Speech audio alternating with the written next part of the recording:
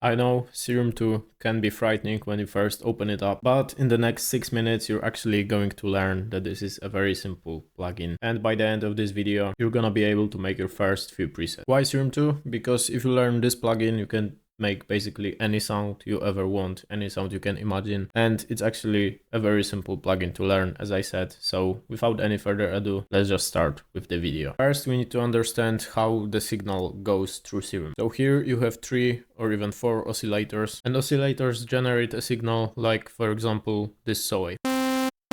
Then from oscillators, signal goes through a filter. From the filter, signal goes to the effects rack, so here you can add, for example, distortion.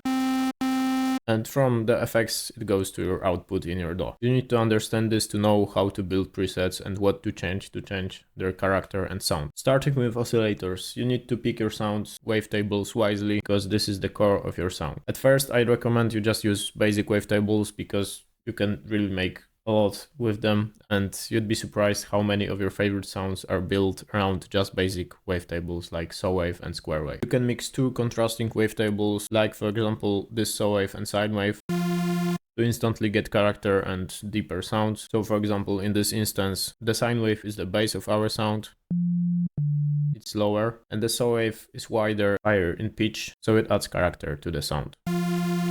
Or you can grab 2 same wavetables and slightly detune them, like for example here you adjust the fine pitch upwards and here downwards,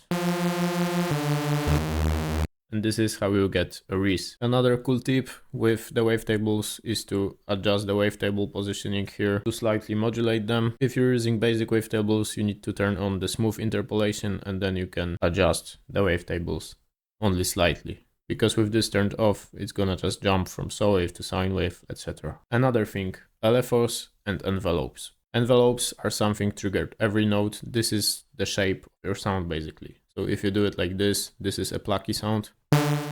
If you do it like this, it's gonna go on forever without any changes. And if you adjust it like this, you get something like a pad. LFOs are the same thing, they shape your sound, they shape the volume or other parameters you link to it, but they go on continuously. So if you do it like this, the basic shape for example, you link it to the level, it's gonna work continuously. If you wanna use the LFO as an envelope, you need to click here, and it's only gonna go once. LFOs are very useful because you can link them to any parameter you want. For example, we're gonna link it to the filter. We're gonna assign both oscillators to our filter.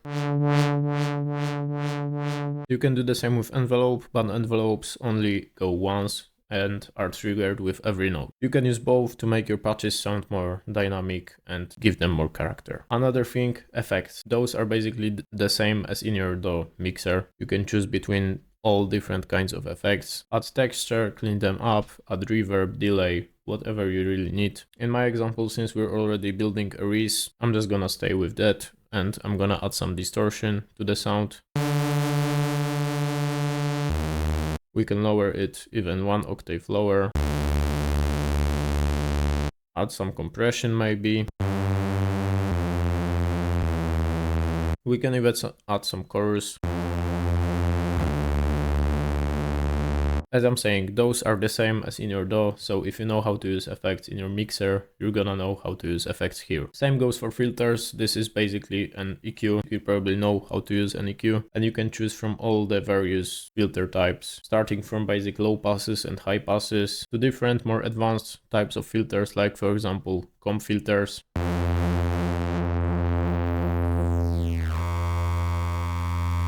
That can shape your sound and add more character and texture to it. Another great tip how to make your sound more alive is to use macros. So macros are kind of like mod wheels. You can adjust any parameter inside Serum to macro. In my case, I'm gonna link it to the wavetable position of both oscillators, and here I wanted to change it to the 5th position, and here also.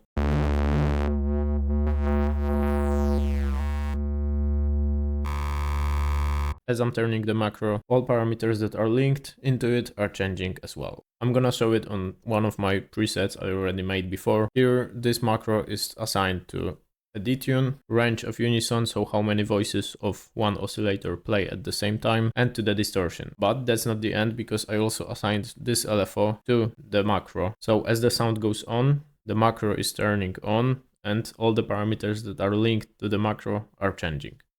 So this is how it sounds.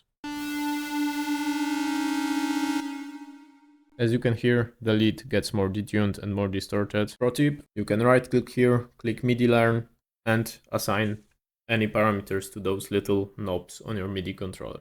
So later on you can write cool automations using your MIDI by just turning the knob. And if this is too much for you, or you just want to learn from already existing presets, check out the first link in the description. I prepared a great bulk deal for all of you, and you can get all my sound kits discounted right now. So check it out if you want to see how I make my presets. And yeah, this is everything. 6 minutes, 5 skills. Now it's your turn. You can build your first few serum patches. And I have a challenge for you. Build 1 preset a day and you're gonna learn in no time. Serum isn't as scary as it seems. It's actually one of the easiest synthesizers to learn sound design. If you like the video, click the like button and let me know that you like the video. And maybe I'm gonna make a second part with more advanced issues with Serum 2. Hope you enjoyed the video. Hope you learned something new. See you in the next one.